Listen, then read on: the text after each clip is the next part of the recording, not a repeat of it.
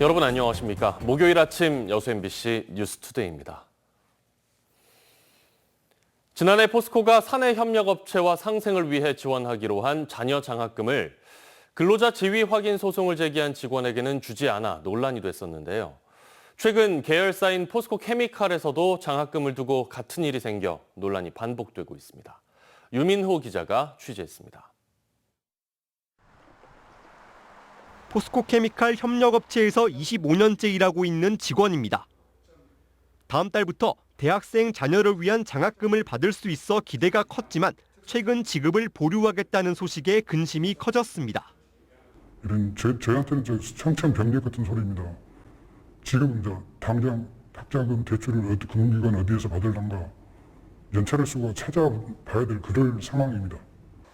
포스코 케미칼은 지난 5월 포항 본사에서 협력업체 18개사와 공동근로복지기금 출연 협약식을 열었습니다. 동반성장 차원에서 8대2로 함께 기금을 조성하고 임직원 자녀에게 연간 10억 원 규모 장학금을 지원하기로 한 겁니다. 규정에 따라 근속 1년만 넘으면 혜택을 받을 수 있었지만 돌연 지난주 기금 임시이사회에서 제동이 걸렸습니다. 협력업체 직원도 포스코 소속임을 확인해달라는 소송을 제기한 직원에 대해서는 장학금 지급을 유보하겠다는 겁니다. 지난 3월부터 법적 다툼을 시작한 포스코 케미칼 협력업체 직원은 광양에 있는 3개사, 노동조합원 총 172명입니다. 상생이란 기금 설립의 취지를 이행할 수 있는지 우려된다는 건데 두 노조는 장학금 지급을 틀어지고 소송 취하를 압박하려는 의도라고 주장합니다. 노동자로서 정당한 권리를 찾기 위해서 소를 제기했던 거였고 조합원들은 좀 많이 흔들리고 있죠. 당장 학자금이란 부분이 돈이 크기 때문에. 포스코 케미칼 측은 협력업체로만 구성된 기금협의회가 결정한 사항으로 특별히 내놓을 입장이 없다고 밝혔습니다. 한편 지난해 같은 논란이 벌어졌던 포스코도 아직 사내협력업체 직원 300여 명에게 장학금을 지급하지 않은 것으로 전해졌습니다. MBC 뉴스 유민호입니다. 진정한 지방자치는 주민자치에서 시작된다는 점에서 올해로 2년째인 주민총회가 주목받고 있습니다. 우리 동네 사업을 주민들이 제안하고 결정하는 주민총회가 읍면동별로 개최돼 내년에 추진할 사업들을 선정하고 있는데요. 주민들의 참여도가 아주 높습니다.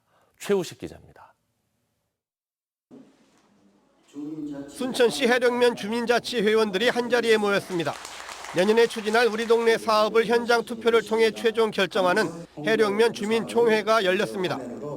2023년 해령면 마을 계획은 주민세 환원 사업과 주민 참여 예산 사업 등 3개 분야 53개 사업인데 확보된 예산은 10억여 원으로 24개 읍면동 가운데 해령면이 가장 많습니다. 주민자치회 아카이브 사업과 와온 해넘이 축제 등 각각의 사업들에 대해 현장에서 찬반 투표가 진행되고 사전 투표와 집계된 결과가 발표됩니다. 해령면 마을계획 수립 및 주민총회 운영 등 5가지 사업 모두 과반수 이상 찬성표를 얻어 2023년 해령면 주민세 환원 사업으로 확정됐음을 선포합니다. 올해 주민총회는 지난 6일부터 읍면동별로 열리고 있습니다. 서면에서는 썸머 드림 페스티벌과 맥가이버 봉사단 운영, 왕조 이동은 탄소 줄이기 캠페인과 아파트 놀이터 모래 소독 사업, 풍덕동은 장미 터널 사업과 밑반찬 지원 행복 수락관 사업, 월등면에서는 복사골 행복학교 운영과 유튜브 채널 활성화 등이 결정됐고 다음 달 5일까지 특색 있는 마을 계획들이 선정될 예정입니다. 무엇보다 중요한 것은 주민들의 적극적인 참여입니다. 2년째 하니까 주민들이 지금 적극적으로 돕고 있습니다. 이제 내가 필요한 사업을 먼저 선정해서 이거를 주민들이 또 저희들한테 말씀해서 이 사업이 좋다. 그럼 또 저희들이 투표를 통해서 주민들과 함께 또 고민하고 하니까 좋은 것 같습니다. 지난해 구성된 마을별 주민자치회를 중심으로 우리 마을 계획을 그리는 주민주도의 공론회장이 지방자치 실현을 앞당기고 있습니다. MBC 뉴스 최우식입니다. 경전선 도심 통과 노선이 순천에서 논란이 되고 있는 가운데 노관규 순천시장이 조만간 원희룡 국토부 장관을 직접 만날 계획인 것으로 알려졌습니다. 순천시는 내일 노 시장과 원 장관의 면담이 예정돼 있으며 이 자리에서 경전선 노선 우회와 10월로 예정된 경전선 기본계획 확정고시 연기, 우회 노선 신설안에 대한 예비 타당성 재조사 면제 등을 요구할 계획이라고 밝혔습니다. 국토부는 그동안 순천 지역의 반발과 순천시의 요구에 대해 사업비 증액 등을 이유로 노선 변경 불가 입장을 고수해왔는데요. 최근 순천에서는 경전선 사업과 관련해 진동과 소음, 교통체증, 안전 문제와 함께 도시기능 단절과 생태도시 경관 훼손 등을 이유로 반발이 거세지고 있습니다. 여수시가 내년 착공 예정인 시립박물관에 전시할 유물을 구입합니다. 여수시는 이번 유물 구입 대상이 조선수군 이순신 관련 자료를 비롯해 전라좌수영과 여수 지역 향토사 자료 등이고 유물평가위원회의 감정과 가격 평가 과정을 거쳐 최종 매입한다고 밝혔습니다. 시는 앞서 상반기에도 유물을 공개 구입해 검문도 김상윤 일가 자료 등 모두 548점의 유물을 구입했습니다. 5달 전 발생한 고흥 해창만 어류 집단 폐사 사건에 대한 군 차원의 원인 규명이 시작조차 하지 않은 것으로 드러났습니다. 그러면서 고흥군은 태양광 사업자 측이 세척제를 사용했다고 단정할 수는 없다며 태양광 패널 공사를 재개해줘 논란이 일고 있습니다. 강서영 기자의 보도입니다. 지난 3월 어류 집단 폐사가 발생했던 고흥 해창만 일대.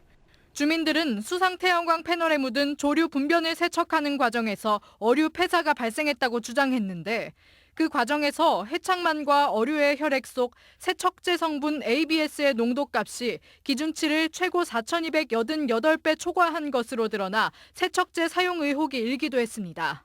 말 그대로 세제예요. 주방세제. 그쪽에서는 안 썼다 그랬는데 물에서 나왔다는 얘기는 썼을 가능성이 매우 높다. 반면 주민들이 주장했던 세척제 성분을 조사 의뢰조차 하지 않은 채 폐사 원인 불명 판정을 내렸던 고흥군. 부실 조사 논란이 일자 고흥군은 연구 용역을 발주해 폐사 원인을 규명하고 해창만 일대 환경조사를 실시하겠다고 밝혔지만 사건 발생 5달이 지난 지금까지 연구 용역 조사는 시작조차 하지 않은 것으로 드러났습니다. 주민들은 군이 원인 규명에 의지가 없다며 분통을 터뜨렸습니다. 물고기 죽은 지가 지금 벌써 6개월이 지나서 지금 조사를 한다고 한들 뭐 시료가 있습니까? 뭐가 합니까? 아무것도 없잖아요. 그 사이 고흥군은 공사 재개 명령을 내렸고 현재 해창만에서는 아무 일도 없었던 듯 크레인과 수십 명의 인부들이 분주하게 태양광 패널을 설치하고 있습니다. 폐사 원인도 모른 채 공사를 지켜봐야 하는 주민들은 폐사 피해가 재발하는 건 아니냐며 착잡한 심정을 밝혔습니다. 여기 있는 사람들은 목숨줄하고 똑같으니까요. 근데 무엇 때문에 어떻게 해서 이렇게 됐는지도 모르는 조차 너무 무시당하고 사는 것 같아서 정말 마음이 아픕니다. 고흥군은 공사 재개에 대해 사업자 측이 세척제를 사용했다고 단정할 수 없고 어류 폐사가 주요 공사 중지 사유도 아니었다는 입장을 밝혔습니다. MBC 뉴스 강서영입니다. 고흥군이 올해 처음 도입된 지방소멸대응기금을 확보하면서 민선 8기 핵심 과제인 지역 정주 여건 개선 사업 추진에 청신호가 켜졌습니다. 고흥군은 정부가 올해 처음 도입해 배분한 지방소멸대응기금 사업으로 올해와 내년 227억 원의 예산을 확보했으며 귀농어 귀촌인 주택단지 조성과 청년 공공임대주택 건립, 드론 체험 놀이터 조성 등 6개 사업에 투입할 예정이라고 밝혔습니다. 지방소멸대응기금은 인구가 줄어 소멸 위기에 처한 기초지자체 가운데 인구 감소 지역 89곳과 관심 지역 18곳을 대상으로 배분되며 광역단체의 25%, 기초단체의 75%를 연 1조 원씩 10년간 총 10조 원 규모로 지원하는 재원입니다. 전국 농어촌 지자체들의 소멸 위기감이 계속 높아지고 있는 가운데 인구 감소 지역의 공공의료원 설립과 공공기관 이전을 우선 지원하는 특별법이 발의됐습니다. 김승남 의원이 대표 발의한 인구 감소 지역 특별법 개정안은 공공의료원 설립과 신증축에 대한 예비 타당성 조사를 면제하고 공공기관의 지방 이전 대상지로 우선 고려하는 등의 내용을 담고 있습니다. 김 의원은 농어촌이 수도권과 경쟁할 수 있는 환경을 만들어야 인구 감소 위기를 극복할 돌파구를 찾을 수 있다며 법 개정의 필요성을 강조했습니다. 목포시가 지난 2020년부터 꾸준히 미세먼지 차단 숲 사업을 진행해오고 있습니다. 그런데 목포시가 조성했다고 하는 숲들은 한결같이 혈세를 어떻게 썼는지 이해가 가지 않을 정도인데요. 양현승 기자가 취재했습니다. 목포시가 2020년 추진한 대양산단 미세먼지 차단숲 현장입니다. 산림청에서 국비를 받아 10억 원의 예산을 만든 뒤 절반인 5억 원을 오감 수변공원에, 나머지 5억 원은 대양산단에 투입했습니다.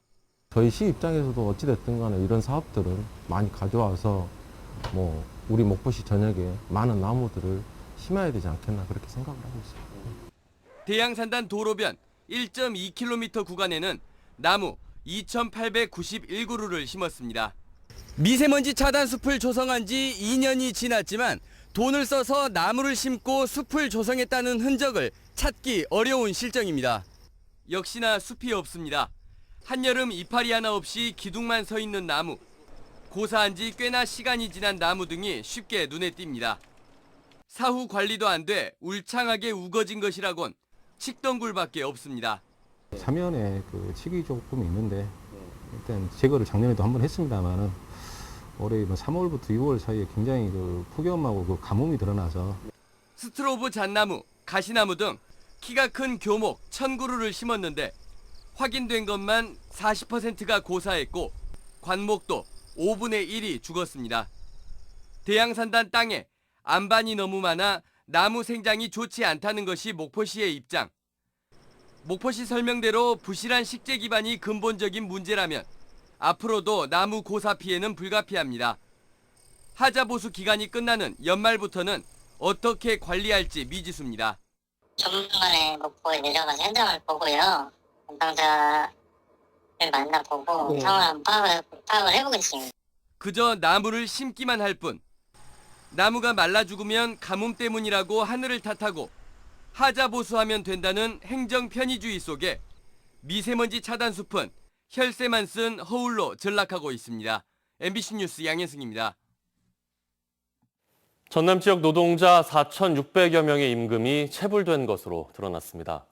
광주고용노동청에 따르면 올 들어 7월까지 전남의 사업장 1,566곳에서 임금 체불이 발생해 노동자 4,621명이 336억여 원을 받지 못했고 지난달까지 2천여 명의 임금 124억 원의 체불을 청산하는 데 그치고 있습니다. 노동청은 추석을 앞두고 다음 달 8일까지 체불 청산 집중 지도에 나설 계획입니다.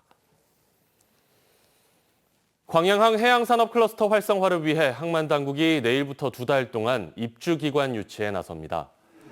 해양수산부와 여수광양항만공사는 광양항 해양산업 클러스터 입주율을 높이기 위해 임대료를 40% 감면하고 매년 입주 수요 등을 고려해 감면 기한을 연장하는 방안을 검토할 계획이라고 밝혔습니다. 지난 2020년 말 개장한 광양항 해양산업 클러스터에는 한국해양수산개발원과 한국교통연구원이 입주해 스마트 자동화 항만과 자동 하역 시스템을 개발하기 위한 시험장으로 활용하고 있습니다. 행안부의 섬지역 특성화 사업 대상에 여수시 남면 안도와 화태도가 선정됐습니다. 여수시는 이번 섬지역 특성화 사업 선정으로 남면 안도와 화태도에 앞으로 10년 동안 최대 50억 원을 지원받아 관련 섬 인프라를 구축하고 자립 역량 강화를 위한 교육과 컨설팅 등을 제공할 계획입니다. 행안부의 섬지역 특성화 사업은 지속 가능한 섬마을 조성을 위해 섬 주민들이 조직체를 구성하고 마을 발전 계획을 수립해 소득 사업과 마을 활성화를 지원하는 사업입니다.